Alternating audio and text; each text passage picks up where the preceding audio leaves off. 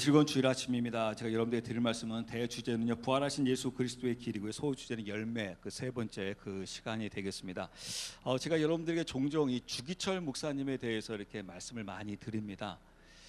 우리가 경험한 것이고, 또 우리나라의 그 한국 기독교에 상당히 한편으로는 기쁨이요, 또 한편으로는 참 아픔이 그 사건을 이렇게 겪게 되는데요. 그 일제 그 시대에 그 한국 그 기독교에 엄청난 그 폭풍우가 불어옵니다. 그것은 바로 이 신사참배라는 이 폭풍우 속에서 그 당시 그 주기철 목사님을 비롯해서 소수의 그리스도인들은 그 천황 그 신사에 그 무릎 꿇지 아니하고 그 죽음을 선택하면서 그 순교의 길을 걸어갔던 소수의 그리스도인들이 있었고요. 또 다수의 목회자와 다수의 교인들은 결국 그 신사의 그 무릎을 꿇고 말았다라는 것입니다. 저는 이 부분에 대해서 매우 심각하게 고민하게 되었고 하나님 앞에 묻게 되었습니다. 주님, 이 차이점이 과연 무엇입니까?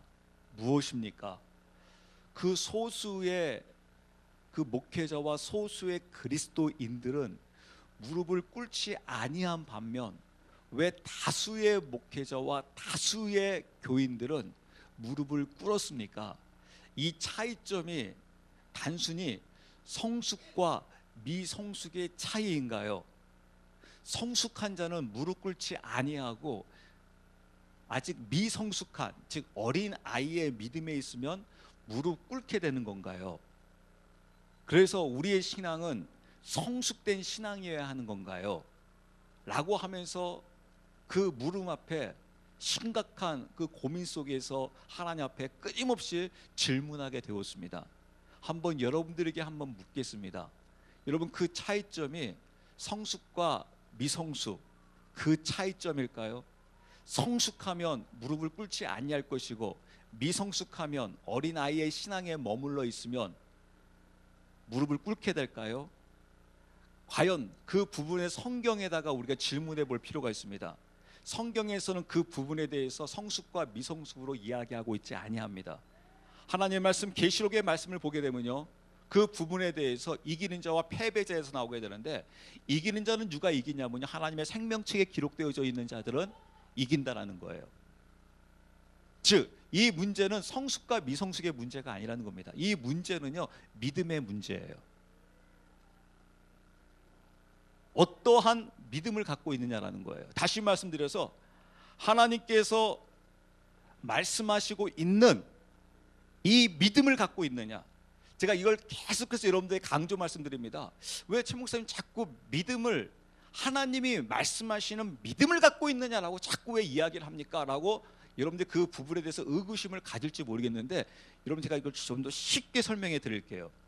때로 여러분, 부모님이요 자녀들에게 어떤 그 부모님의 속마음을 이야기할 때, 때로는 아내가 남편에게 자신의 속마음을 이야기할 때, 때로는 스승이 제자에게 어떤 속마음을 이야기할 때, 내가 말한 것을 상대방이 충분히 여러분 그것을 정확하게 받아들이면 좋을 터인데, 대부분 여러분들이 사회에서건 가정에서건 경험하는 것은 여러분 무엇입니까?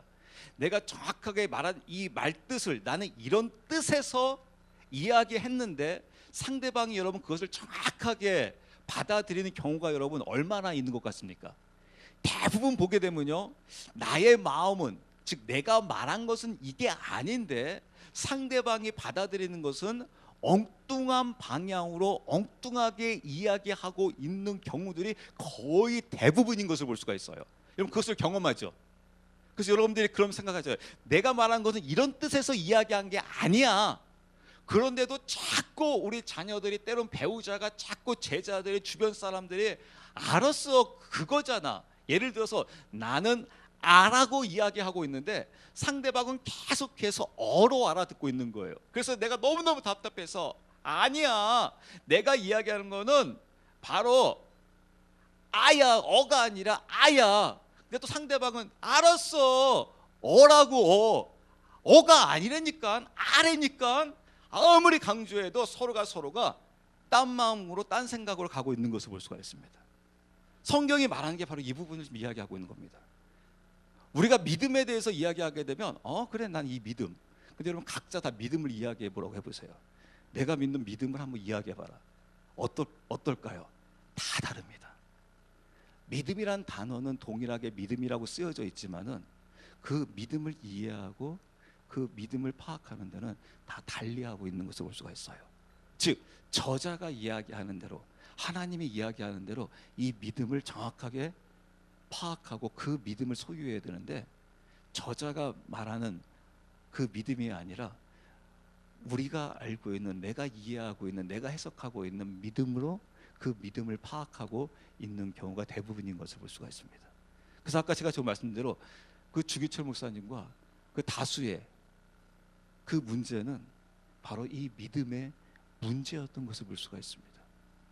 즉 나중에 열어놓고 보니까 이 신사참배라는 이 환란 속에서 딱 뚜껑을 열어보니까 서로가 다른 믿음을 갖고 있었던 거예요.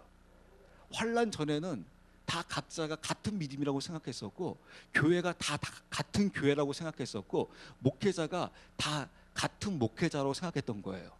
이 교회나 저 교회나 하나님이 거하고 있는 교회요, 하나님이 세우신 목회자요, 하나님께서 세우신 그리스도인이라고 생각하고 있었는데, 이 환란이라는, 즉 비바람이 불어보니까 이 믿음이 반석 위에 세워졌느냐 모래 위에 세워졌느냐 그것이 드러난다라는 거예요. 근데 중요한 것은 이것이 성숙과 미성숙의 문제가 아니라 반석 위에 세워진 이 올바른 바른 믿음만이 그 믿음 속에서, 환난 속에서 그것을 지킬 수 있고, 바르지 못한, 즉 성경에서 말하고 있는 그 믿음이 아닌 그 믿음을 믿고 있었을 때, 그 비바람이 불고 창수가 불었을 때 그 믿음은 모래 위에 세워졌기 때문에 무너진다라는 거예요. 여기서 무너진다는 것은 무슨 말이냐면 멸망당한다는 겁니다. 그래서 이 믿음을 성경에서 바르게, 너희가 이 믿음을 바르게 알고 있느냐.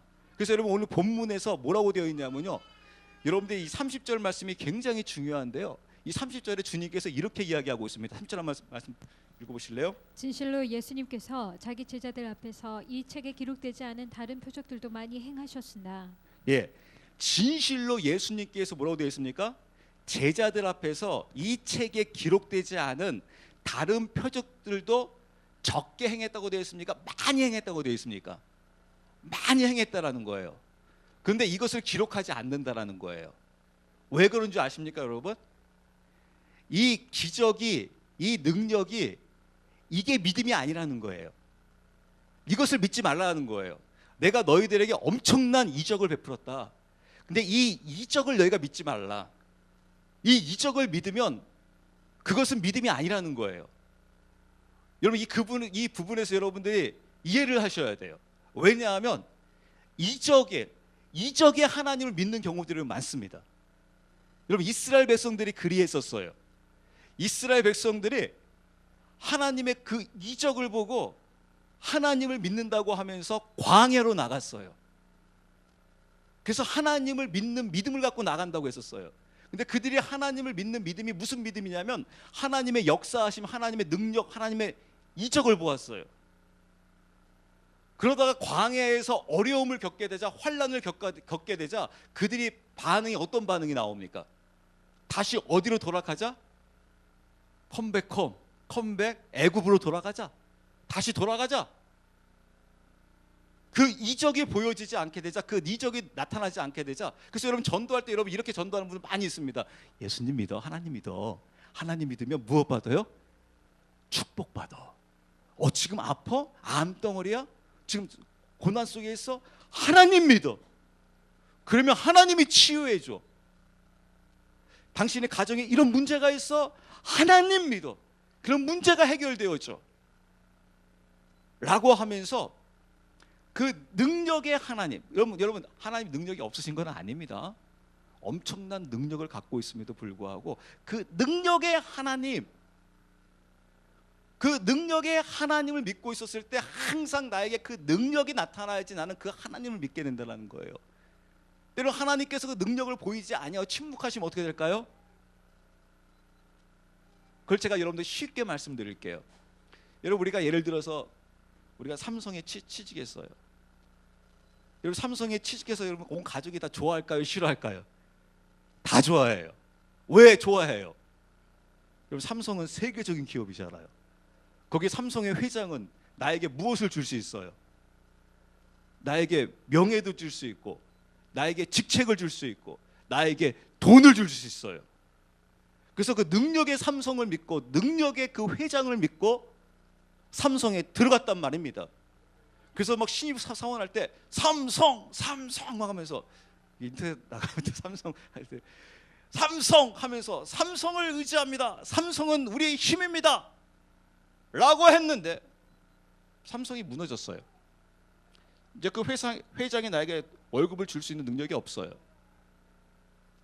그럼 여러분 어떻게 하실 거예요? 삼성 계속 다니실 거예요? 나오실 거예요? 그런 경우에 여러분 다 어떻게 합니까? 삼성에서 나옵니다. 내가 삼성을 들어간 이유는 뭐예요? 삼성의 능력을 믿고 들어간 거예요. 삼성이 나를 계속 책임져 줄 거를 믿고 들어간 거예요. 삼성이 계속 나에게 월급을 줄 것을 믿고 들어간 거예요. 근데 그 삼성이 능력을 상실해버리게 되게 되면 난 더 이상 이제 삼성을 다닐 이유가 없는 거예요. 동기부여가 나에게 일어나질 않습니다. 그래서 삼성은 항상 세계 글로벌 회사로서 나에게 항상 그 능력을 나에게 베풀어줘야 돼요. 그 능력이 보이지 않게 되면 그 삼성은 나에게 필요가 없는 겁니다. 나에게 동기부여가 되지 않는 겁니다. 오히려 그런 상태에서 저기 마이크로소프트 회사에서 나를 부릅니다. 콜링합니다. 내가 너희를 쓰겠노라. 세계 더 글로벌 기업이 부릅니다. 그럼 어떻게 합니까? 그쪽으로 옮깁니다. 왜요?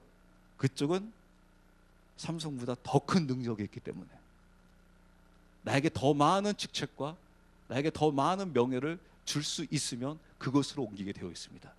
즉 배를 갈아타는 겁니다. 무엇을 위해서요? 더 능력이 있는 곳을 계속해서 갈아타게 되어 있습니다. 왜냐하면 내가 의지했던 것은, 내가 믿었던 것은 바로 무엇이냐면 그 능력이었기 때문에 그렇습니다. 그래서 더 큰 능력이 나에게 보여지고 더 큰 능력이 나에게 나타나게 되면 나는 나의 배를 갈아타게 되어 있는 것을 볼 수가 있어요. 그래서 주님께서 말씀하시는 게 바로 30절에 그 말씀하시는 겁니다. 내가 너희들에게 엄청난 이적들을, 능력들을 너에게 보였지만 이게 믿음이 아니야. 이것을 믿고 있으면 너는 갈아탄다라는 거예요. 배를 갈아탄다라는 거예요. 왜냐하면 내가 믿었던 능력의 하나님인데, 여러분 신사 천배때를 보게 되게 되면 그 능력의 하나님이 여러분 겉으로 표면상으로 그 능력의 하나님이 여러분 보여집니까? 안 보여집니까? 누가 더 세게 보입니까? 신사참배라는 어둠이 더 세게 보이잖아요. 거기서 내가 주님 아무리 눈물 흘리고 막 기도하고 있고 막 하고 있어도 여러분 어떻습니까?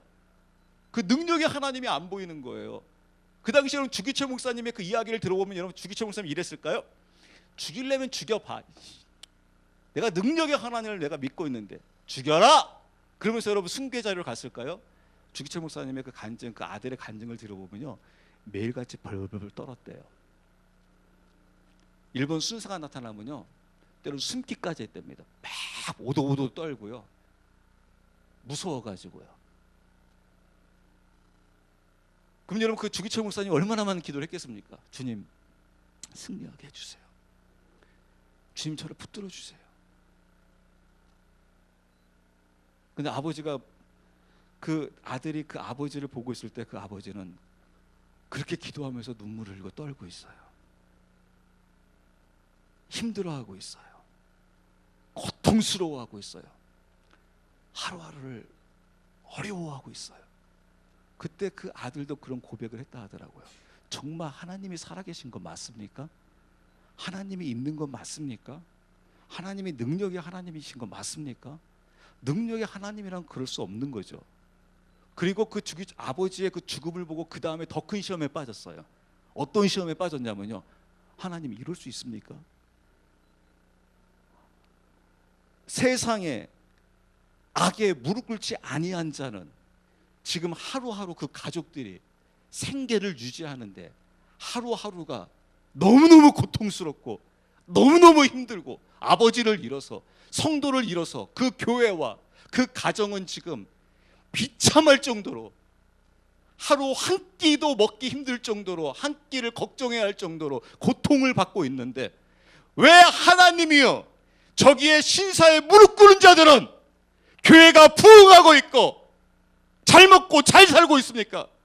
무릎을 꿇은 목사들은, 무릎을 꿇은 신학자들은, 무릎을 꿇은 교인들은 오히려 교회가 부흥한다고 하면서 먹을 거 걱정하지 아니하고 왜 잘 먹고 잘 살고 있습니까? 하나님 살아계신 거 맞습니까? 하나님이 계시다고 하면 이럴 수 없는 거죠. 왜 그렇습니까? 그래서 아까 30절에 내가 너에게 엄청난 기적과 이적과 능력을 행했지만 난 이걸 너에게 기록하지 않는다. 이것을 믿지 마라. 이게 믿음이 아니다. 내가 말하는 믿음이 무엇인 줄 아느냐? 제자들에게 이야기합니다. 31절에 다시 한번 봅니다. 이것들을 기록함은 예수님께서 하나님의 아들 그리스도이심을 너희가 믿게 하려 함이요. 네, 예수님께서 하나님의 아들 그리스도이심을 믿게 한대요.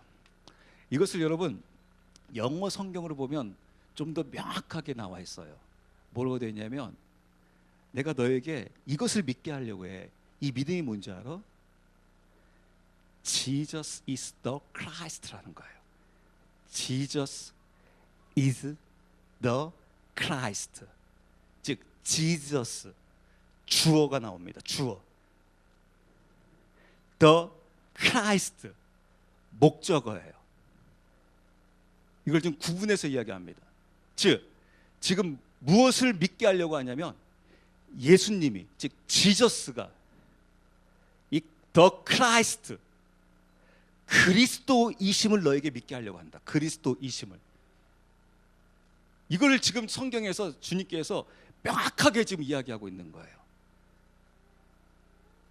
우리는 여러분 제가 이걸 왜 강조? 우리 한국 사람들은 예수님 믿으세요. 예수님 믿으면 됐지라고 생각하고 있는데 지금 이 예수님이 이 지저스가 더 크라이스트이심을 그리스도이심을 즉 왕이심을 너희에게 믿게 하려고 한다. 이게 믿음이다. 그리고 이것이 너희에게 뭐냐면 생명이다. 그래서 여러분 그 다음에 이렇게 되어 있습니다. 또 믿고 그분의 이름을 통해 through his name 그의 이름을 through 통하여 그의 이름을 통해서 너희에게 생명 이 믿음을 주려고 한다. 이게 생명이다. 이게 믿음이다. 내가 너에게 엄청난 그 이적과 능력을 너에게 보였지만 그게 믿음이 아니야. 믿음은 바로 무엇이냐면 Jesus is the Christ. 예수님이 바로 누구냐면 그리스도야. 그리스도 왕이야. 그래서 이 이름 through his name 그의 이름을 통해요. 이 그리스도라는 이 이름을 통하여 너에게 생명, 믿음을 얻게 하려고 하는 것이다. 이 믿음을 너희가 소유했느냐? 이 믿음을 갖고 있느냐? 이 믿음이 없으면 아무리 너희 가운데, 너희 교회 가운데 어떠한 능력과 어떠한 이적과 어떠한 기적들이 보여진다 할지라도 그건 믿음이 아니다. 그걸로 속지 마라. 그게 그리스도가 아니다. 그것은 여러분 아까 말씀드린 대로 엄청난 그 능력을 행하면서 예수님께서 봐라 내가 막 죽은 자를 살리지 막 파도를 내가 막 잔잔케 하지 사람들 앞에서 파도야 잔잔해져라 한마디에 파도가 어떻게 됩니까? 쫙 잔잔해집니다. 나사로야 일어나라 하니까 죽음에서 일었습니다. 안진병이랑 하여 일어나라 달리다고 하니까 일었습니다. 눈먼 자를 눈을 뜨게 합니다. 이게 예수님이 아니다라는 거예요. 이 능력과 이것을 믿으면 넘어진다라는 거예요. 그런 능력을 얼마든지 마귀도 행할 수 있다는 거예요. 여러분 마귀가요 이 땅의 왕이에요. 이 땅에 무엇이라고 성경에서 인정해 주냐면요, 이 땅의 신을 인정해 줍니다. 이 땅의 신이다. 신이기 때문에 그런 능력들, 그것들 얼마든지 보일 수 있다라는 거예요. 그리고 미혹시킬 수 있다라는 거예요. 그가 바로 그리스도다라고. 여러분이 사탄을 명확하게 구분할 줄 알아야 됩니다. 그래서 주님께서 이 믿음, 이 생명이 무엇이냐면 그의 이름을 통하여, 즉 예수님만이, 예수는 그리스도시다 라는 것을, 이 믿음을 너희가 소유하고 있느냐, 이 믿음을 소유하고 있지 않게 되면 이것은 가짜 믿음이라는 거예요. 제가 여러분들에게 오늘 한 영상을 여러분 소개하려고 합니다. 그 영상은 바로 무엇이냐면 우리나라 밀양이라는 영화입니다. 저는 이 영화가 우리 그리스도인들에게서 얼마나 중요한 영화인지 몰라요. 이 감독이 기가 막힌 영화를 하나를 만들었구나. 그 영화의 내용은 이겁니다, 여러분. 어떤 한 여성이 자신의 그 아들을 데리고 저기 경상도 밀양으로 이사 가게 됩니다. 그래서 그 엄마와 그 아들이 다정하게 살고 있다가 어느 날 그 아들이 유괴를 당해요. 그리고 나중에는 아주 싸늘한 시체로 발견이 되어집니다. 그때 그 한 어머니의 절망, 그때 그 어머니의 고통, 그 슬픔, 이루 말할 수가 없는 거죠. 왜냐하면 모든 것을 그 아들에게 희망을 걸고 소망을 걸고 살고 있었는데 그 아들이 싸늘한 시신으로 발견되어지고, 그로 인해서 이제 그 범인이 잡히게 됩니다. 잡혔을 때 여러분, 그 범인에 대한 그 서운함, 그 증오, 그 진노, 이루 말할 수가 없는 거죠. 미쳐버리겠는 거죠. 그 살인자를 정말 죽이고 싶은 거죠. 그래서 이 어머니는 하루하루를 정말 고통 속에서, 눈물 속에서 하루하루를 살아가기 시작합니다. 그러다가 우연히 길거리에서 한 현수막을 보게 돼요. 어떠한 현수막을 보게 되면 그때 교회의 한 심령 부흥의 현수막을 보게 됩니다. 그 현수막을 보고 그 부흥회 하고 있는 그 교회로 들어가게 돼요. 거기서 그 한 여인이 이제 눈물을 흘리면서 이제 신앙생활을 이제 하기 시작합니다. 그러면서 그가 치유받기 시작해요. 그러면서 신앙에 열심이 생기기 시작했습니다. 그래서 온갖 예배와 또 구역 예배, 때로는 거리 전도 나가가지고 같이 막 전도하면서 찬양하면서 막 전도하기 시작해요. 그러다가 이 여자가, 이 어머니가 구역원들에게 선포를 합니다. 나에게 이제 예수님이 있다고, 그리고 내가 이제 내 마음에 기쁨이 생겼다고, 감사가 생겼다고, 용서가 생겼다고. 그래서 그 전까지만 해도 내가 미치도록 미웠고 정말 죽이고 싶었었는데 그 살인자를 내가 용서하고 싶다고. 그래서 교도소에 가서 그 살인자를 용서하겠다고. 그래서 그 살인자를 찾아가 가지고 하는 그 장면을 여러분들이 보시는 겁니다. 보시면서 과연 이들에게 두 사람이 나오는 겁니다. 이 두 사람 속에 과연 정말 생명이 그들에게 있는가 한번 여러분 그 영상을 통해서 한번 보시기 바랍니다. 잘하고 와. 파이팅.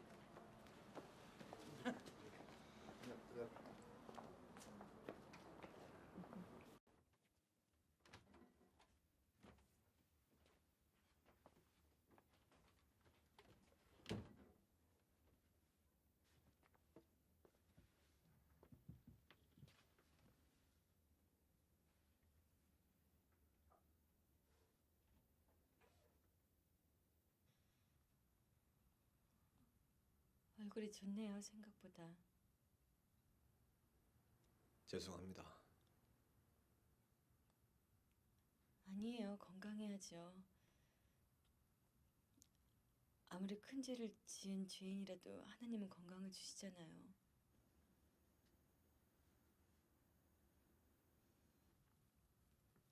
꽃 오다가 길가에 핀 걸 꺾어왔어요. 이 안에선 꽃 보기 힘들잖아요. 예쁘죠? 이 예쁜 꽃도 하나님이 우리에게 주신 선물이에요. 내가 오늘 여기 찾아온 건요, 하나님의 은혜와 사랑을 전해주러 왔어요. 나도 전에는 몰랐어요. 하나님이 계시다는 것도 절대 안 믿었어요. 내 눈에 안 보이니까 안 믿었죠.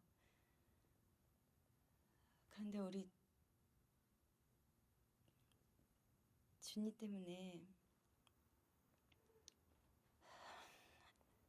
하나님의 사랑을 알고 비로소 마음의 평화를 얻고 새 생명을 얻었어요.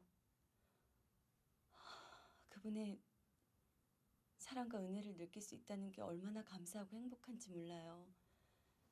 그래서 내가 여기까지 찾아온 거예요. 그분의 사랑을 전하기 위해서요. 고맙습니다. 정말 고맙습니다. 준이 어머니한테 우리 하나님 아버지 이야기를 듣게 되니 참말로 감사합니다. 저도 믿음을 가지게 되었거든요. 요 교도소에 들어온 뒤로 하나님을 가슴에 받아들이게 됐습니다. 하나님이 이 죄 많은 인간한테 찾아와 주신 거지. 그래요? 하나님을 알게 됐다니 다행이네요. 예, 얼마나 감사한 일입니까? 하나님이 이 죄 많은 놈한테 손 내밀어 주시고 그 앞에 엎드리가 지은 죄를 회개하도록 하고 제 죄를 용서해 주셨습니다.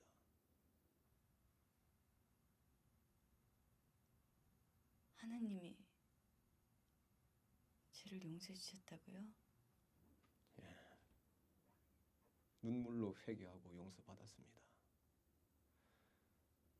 그러고 나서부터 마음의 평화를 얻었습니다. 아침에 일어나자마자 기도하고 하루하루가 얼마나 감사한지 모릅니다. 하나님한테 회개하고 용서받으니 이래 편합니다, 내 마음이. 요새는 기도로 눈 뜨고 기도로 눈 감습니다. 주의 어머니를 위해서도 항상 기도합니다. 죽을 때까지 할 겁니다. 그런데 앉아 이래 직접 만나고 보니 하나님이 역시 제 기도를 들어주시는 것 같습니다. 솔직히 난 걱정 좀 했었는데 잘 됐습니다. 처음에 딱 들어오는데 얼굴이 훤하게 너무 얼굴이 좋아 보이는 기라요. 야, 교도소 들어앉은 죄인 치고는 얼굴이 너무 좋아 보인다. 난 속으로 그렇게 생각했는데 알고 보니 그 친구도 하나님을 믿게 됐답니다. 하나님 믿고 구원받으면서 그리 마음이 편해졌다는 기라요. 그러고 나서는 뭐 하나님 얘기만 한 거죠, 서로. 그 친구 얼굴 좋대. 하나님 힘이 무섭긴 무섭대요. 그럼 하나님 힘이 무섭지. 그럴 줄 알았으면 우리 같이 들어가. 신혜 씨 어디 가요? 여기 이 차입니다. 아 어디서 무섭다 했잖아.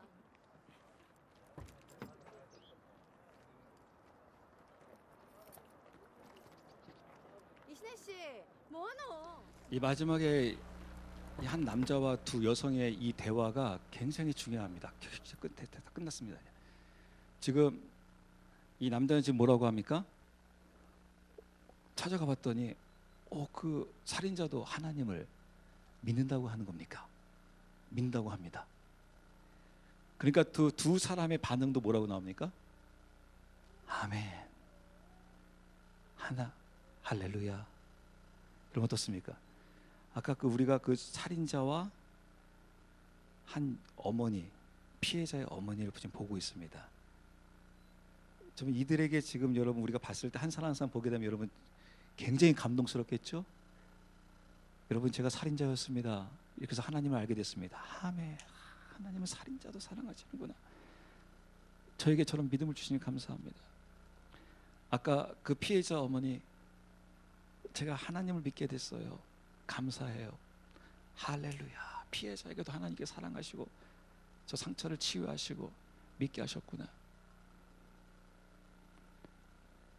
그래서 아까 그 남자와 여자가 대화하는 것처럼 하나님은 살아계시구나, 아멘 하고 있는데, 제가 봤을 때 여러분, 이 살인자와 피해자 어머니 둘 다 이들에게 믿음이 없습니다. 성경에서 말하는 그 믿음을 이들은 지금 소유하고 있지 않습니다. 우리가 보기에는 믿고 있는 것 같은데, 믿음을 이야기하고 있는데, 성경에서 말하는 이 믿음의 생명을 지금 갖고 있지 않습니다. 그로 인해서요, 이 영화 뒷장면 보게 되면 이 여자는 내가 이런 하나님은 내가 이제 앞으로 믿지 않겠다, 이게 하나님이라고 하면 나는 이런 하나님은 절대 믿지 않겠다라고 하면서 더 타락된 길로 가버립니다.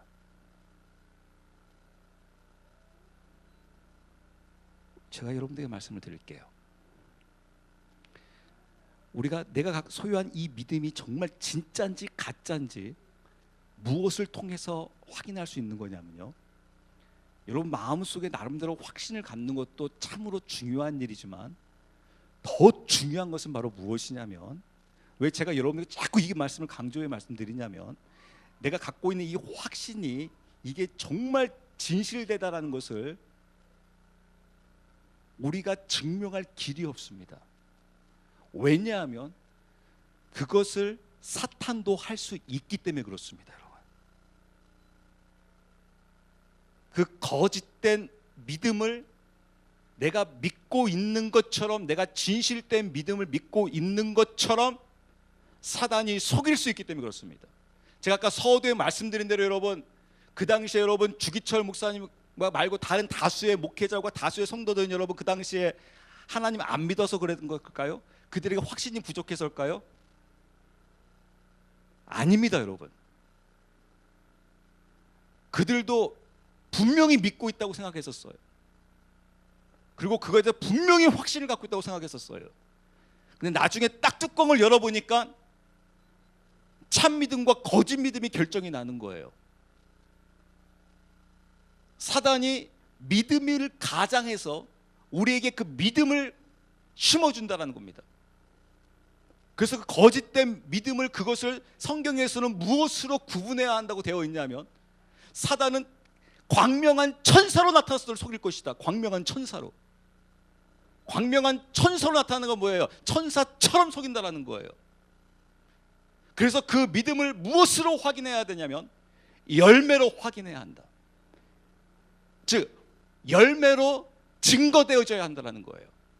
그 열매로 증거되지 않게 되게 되면 그 믿음은 가짜 믿음이라는 거예요. 그래서 그 열매로 무슨 믿음이 나와야 하냐면, 한 번만 더 따라서 하실래요? 회개에 합당한 열매. 네, 회개에 합당한 열매로 그 열매가 증거되어져야 됩니다. 증명되어져야 합니다. 근데 여러분 중요한 게 바로 무엇이냐면, 회개에는 두 가지가 있습니다. 잘 들으셔야 됩니다. 회개에는 몇 가지가 있다고요? 두 가지가 있다고요. 이걸 성경에서는요, 레위기서에서 속죄제와 속건제로 성경에서 알려주고 있습니다. 이 속죄제는 무엇이냐면요, 하나님과 나와의 관계에서 짓는 죄예요. 누구와 누구의 관계에서요? 하나님과 나와의 관계에서 짓는 죄입니다.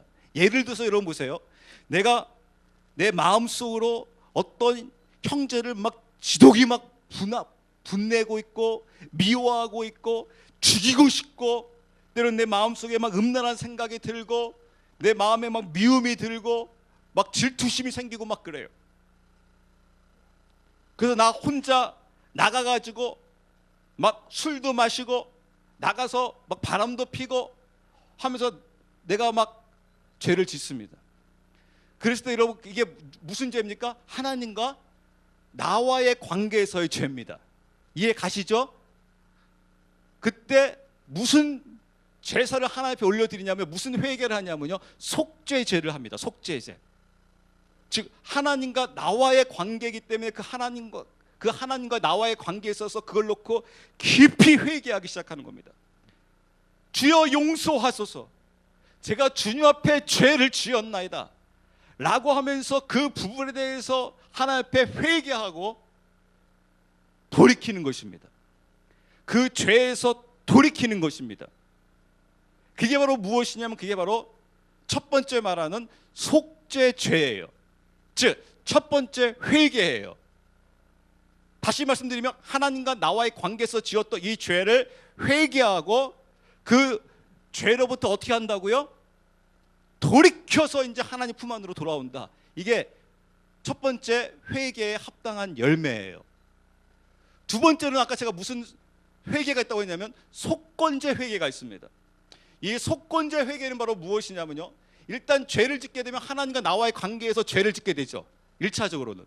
근데 이 죄 중에서 내가 누군가에게 피해를 준 죄예요. 어떤 재산상의 피해를 주거나 어떤 신체상의 피해를 주거나 어떤 상대방의 마음을 아프게 하고 마음에 큰 상처를 주게 하거나 내가 누군가에게 죄를 진 거예요. 아까 처음에 속죄죄는 바로 뭐였습니까? 내가 누군가에게 죄를 진 게 아니라 하나님과 나와의 관계에서 지은 죄지만, 속건죄는 내가 하나님과 나와의 관계에서도 죄를 지었지만은 내가 누군가에게 죄를 진 겁니다. 피해를 준 겁니다. 고통을 준 겁니다. 아픔을 주었습니다. 어떤 그 피해를 주었을 때는 그 속건죄는 어떻게 드려지냐면 1차적으로는 내가 하나님과의 관계이기 때문에 하나님 앞에 회개합니다. 그리고 나로 인해서 피해를 본 사람에게 그 부분에 대해서 충분한 보상을 하면서 용서를 빚는 겁니다. 그게 두 번째의 속건죄입니다. 이 속건죄가 이루어지지 않았다고 하게 되면 그는 용서함 받은 게 아닙니다. 회개에 합당한 열매가 나온 게 아닙니다. 아직 그는 그 믿음을, 그 생명을 바르게 알고 있는 게 아닙니다. 근데 아까 여러분 보세요. 아까 그 살인자 어떠한 일이 이루어졌습니까? 자기의 그 유괴와 살인으로 인해 가지고 한 가정이 파괴되어졌고 한 가정의 그 어머니가 미치도록 고통스러워하고 눈물 흘리고 하루하루 살아가는 게 지옥과 같은 그 고통 속에서 눈물 흘리고 살아가고 있는데, 나는 회개했기 때문에 내 마음에 평강과 기쁨이 임했다고요? 감사가 임했다고요? 여러분, 그 감사는 지금 하나님 주시는 감사가 아닙니다. 하나님 주신 기쁨이 아닙니다. 왜요? 지금 한 영혼은 지금 미치도록 괴로워하고 슬퍼하고 눈물을 흘리고 있는데요, 지옥과 같은 고통을 지금 겪고 있는데요, 나는 평안하다? 나로 인해서 지금 고통을 겪고 있는데 나는 평안하다? 그래서 여러분, 그 여자가 충격받고 하나님을 떠나는 겁니다. 어떻게 하나님 이루실 수 있습니까? 하나님이 살아계시다고 하게 되면 나는 지금 하루하루 살아가는 게 정말 지옥과 같은데, 지금 살인을 저지른 당사자는 감사하며 기뻐하며 즐거워하며 살아가고 있다고요. 그는 공평한 하나님이 아닙니다. 그는 사랑의 하나님도 아닙니다. 양쪽 다 아직 예수님이 그리스도임을 아직 못 만난 겁니다. 생명을 아직 못 만났습니다. 그런데 그 믿음이 마치 내가 믿음을 고백하고 있고 내 마음에 나름대로 기쁨이 있고 내 나름대로 뭔가 좀 현상이 나타나니까 나는 이런 믿음을 갖고 있기 때문에 나는 구원받을 썼을 것이라고 생각하고 있었지 모르겠지만은 아니었던 것입니다. 그 믿음이 아니었던 거예요. 하나님 믿는 믿음이 아니었던 거예요. 속고 있었던 거예요. 그 속임이 나중에 드러나게 되는 겁니다. 그래서 하나님은 오히려 그 부분을 지금 드러내고 있는 겁니다. 네가 지금까지 믿었던 이 믿음이 사실은 가짜였다. 여기서 참 하나님을 만나기를 원한다. 참 생명이신 주님을 만나기를 원한다. 그 죄수한테도, 살인자한테도, 그 피해자한테도 여기서 정말 살아계신 그 주님을 만나야 된다 하면서 사실 그들에게 지금 기회를 주고 있는 겁니다. 그래서 여러분, 성경에서 말하는 이 믿음이 얼마나 중요한지 모릅니다. 그래서 다시 한번 여러분 정리 말씀드린다고 하게 되면 그 믿음은 열매로 증명되어져야 되는데 열매로 이 증명이 되어지지 않게 되게 되면, 그래서 여러분 그 제가 말씀드린 대로 그 마태복음에서 아까 말씀대로 반드시 좋은 열매는 좋은 열매를 거둬들이게 되어 있다라는 거예요. 믿음은 그 믿음의 열매를 거둬들이게 되어 있다라는 겁니다. 근데 아까 여러분 그 살인자에게도 그 믿음의 열매가 지금 나오지 못하고 있습니다. 사실 궁극적으로는 여러분 그 회개의 열매가 궁극적인 목표는 아닙니다. 그 회개의 열매를 통해서 궁극적으로는 성령의 열매를 맺기 위해서입니다. 갈라디아에서 말하는. 근데 그 갈라디아에서 그 성령의 열매를 맺기 위해서인데 그 살인자를 통해서 열매가 안 나오잖아요. 오히려 한 여성이 지금 충격받아서 오히려 교회를 떠나는 열매가 나오잖아요. 그의 말을 통해서 충격받아서 오히려 난 이런 하나님 믿지 않겠다라고 떠나버리지 않습니까? 자기 만족의 믿음이잖아요. 자기 만족. 누군가는 고통당하고 미치도록 슬퍼하고 미치도록 미쳐하고 있는데 나는 하나님 믿기 때문에 나는 괜찮다? 나는 별 문제 없다? 여러분 그것은 좋은, 성경에서 뭐라고 했습니까? 좋은, 너희가 바른 믿음을 갖고 있으면 좋은 나무에서 뭐가 나온다고 했습니까? 좋은 열매가 나오고 나쁜 나무에서 나쁜 열매가 나오게 되어 있다라는 거예요. 그 살인자를 통해서 그 좋은 열매가 맺혀지지 못하고 있는 것을 볼 수가 있습니다. 또 아까 그 피해자 나름대로 그 용서하는 마음까지 다 품고 갔지만은 결국에는 그 피해자를 통해서도 좋은 열매로 나오지 못하고 있잖아요. 그래서 그 열매로 판단하겠다라는 거예요. 그래서 성경에서 그다음에 뭐라고 되어 있습니까? 너희가 주님의 이름으로 선지자 노릇을 하고 주님의 이름으로 귀신을 쫓아내고 주님의 이름으로 대언을 했다 할지라도 주님께서 뭐라고 합니까? 나 너 몰라! 하고 그러잖아요. 그리고 어떻게 합니까? 쫓아버려버리잖아요. 쫓아내버리잖아요. 모른다고 하면서요. 여러분이 그 말씀을 심각하게 봐야 합니다. 그때 그 쫓아나가는 자는 여러분 끝까지 항의합니다. 주님, 왜 주님이 저를 모른다고 하십니까? 제가 주님의 이름으로 했다니까요. 주님의 이름으로 기적을 행하지 않았습니까? 주님의 이름으로 능력을 행하지 않았습니까? 이것이 증거 아닙니까? 나에게 이런 기쁨이 있었고 이런 능력이 있었고 그래서 교회를 부흥시키지 않았습니까? 제가 개척 1명부터 시작해가지고 5만 명, 10만 명까지 만들지 않았습니까? 그 많은 사람들을 귀신을 쫓아내지 않았습니까? 주님의 이름으로 예수 그리스도의 이름으로 명하니 떠나가라! 해서 귀신을 쫓아내지 않았습니까? 그리고 주님의 말씀을 제가 대언하지 아니했습니까? 그래서 이렇게 부흥을 이루고 이렇게 한국으로부터 제가 존경받고 있고 그리스도인들로부터 존경받고 있는데 왜 주님은 저를 모른다고 하십니까? 제가 이런 증거를 보이면 더 이상 되는 거 아닙니까? 제가 언제 이것을 가지고 악한 데 사용했습니까? 제가 모든 것을 다 하나님께 영광 올려드렸잖아요. 집을 사도 다 하나님께 영광이요, 모든 것도 다 하나님께 영광이요, 출세도 하나님께 영광이요, 하나님께 감사하지 않았습니까? 근데 왜 주님은 저를 모른다고 합니까? 주님 말씀하시는 거예요. 그 능력으로 내가 너에게 이야기하지 않았다. 너에게 그 열매가 있었느냐?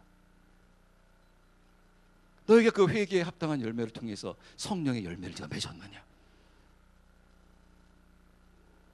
그래서 좋은 열매는 좋은 열매를 맺게 되어 있고 나쁜 것은 나쁜 열매를 맺게 되어 있다 하면서, 그래서 여러분 우리가 이 열매로 내가 지금 이 살아있을 동안에 내 자신을, 목회자를, 우리 모두를 열매로 진단하는 겁니다. 정말 그에게 회개의 열매가 나오고 있냐, 합당한 열매가 나오고 있느냐.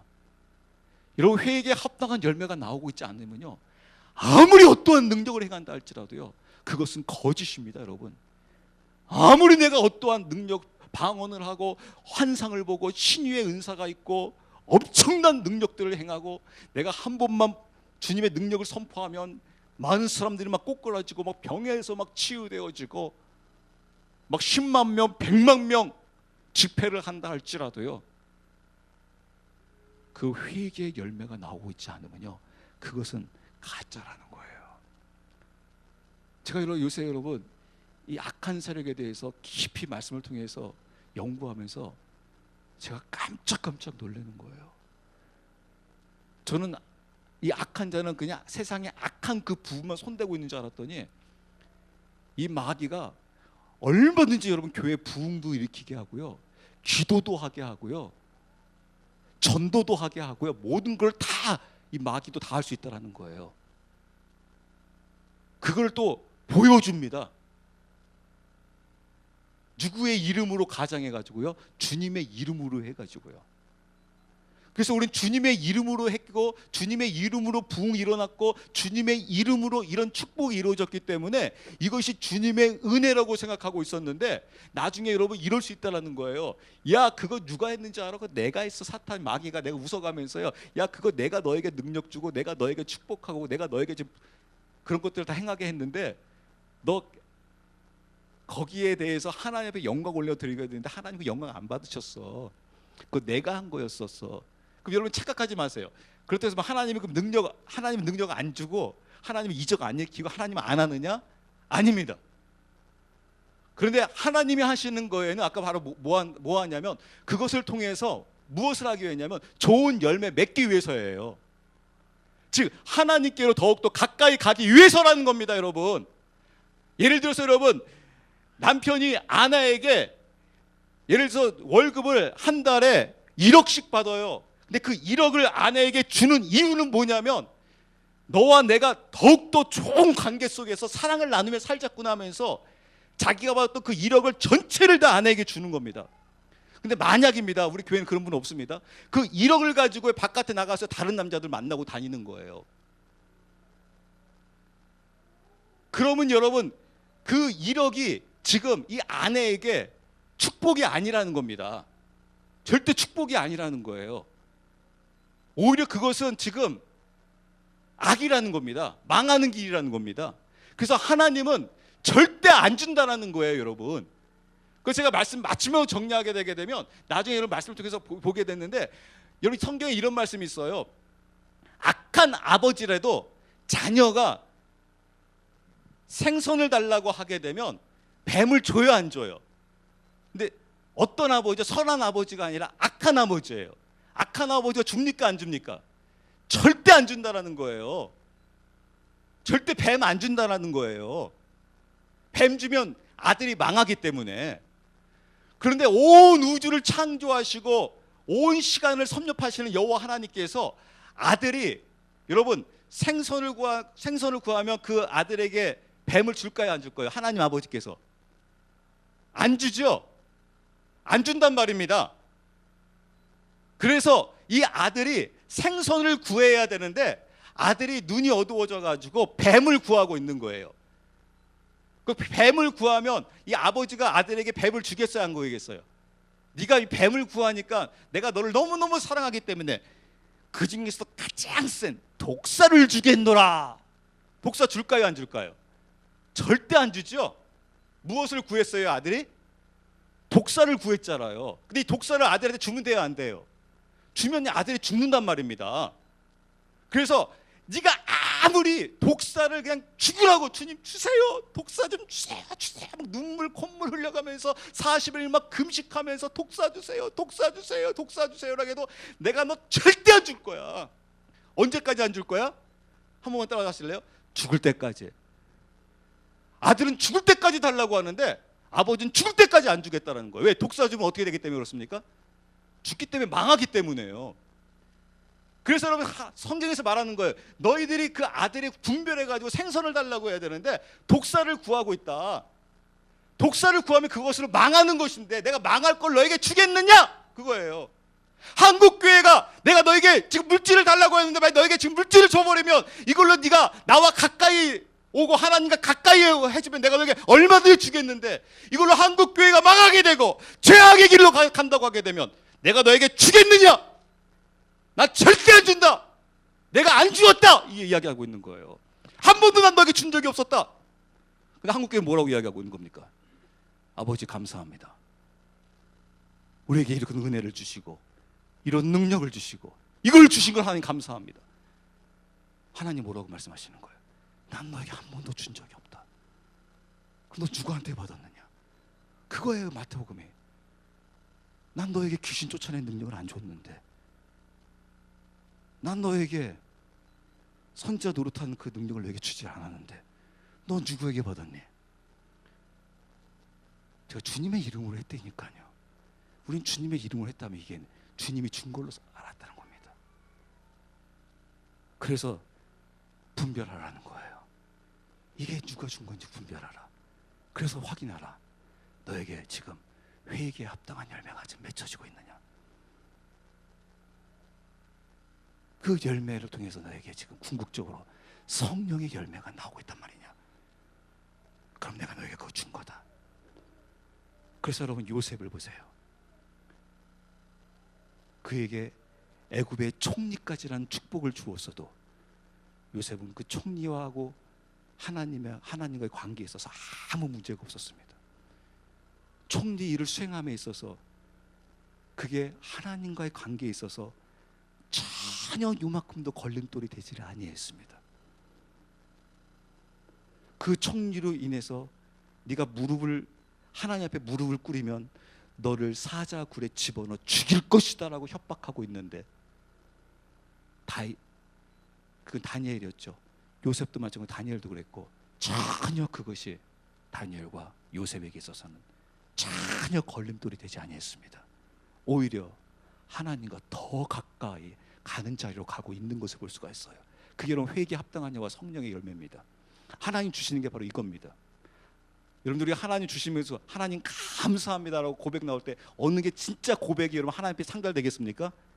하나님이 주신 것을 가지고 감사하면서 누구에게로 나가는 거예요? 하나님께로 나가는 거예요. 그래서 아까 여러분 그걸로 제가 마무리 짓겠습니다. 남편이 아내에게 1억을 줄 때는 여보 너무너무 감사해 라고 하며 그 1억을 가지고 남편과 더 가까이 하고 가족과 더 가까이 했을 때 축복이 임하는 겁니다. 근데 그 1억을 가지고 다른 남자를 만나고 있게 되면 그건 결코 축복이 아니라는 것입니다. 그것은 여러분 자녀가 구한 게 아닙니다. 그래서 하나님께서 말씀하시는 겁니다. 그 열매를 보시라고요. 그래서 이 열매를 통해서 우리가 그리스도 안에서 주님께서 말씀하시는 이 믿음을, 바른 믿음을 쫓아갈 수 있는 저와 여러분이 되었으면 합니다. 기도합니다. 할렐루야. 좋으신 아버지 하나님, 그렇습니다.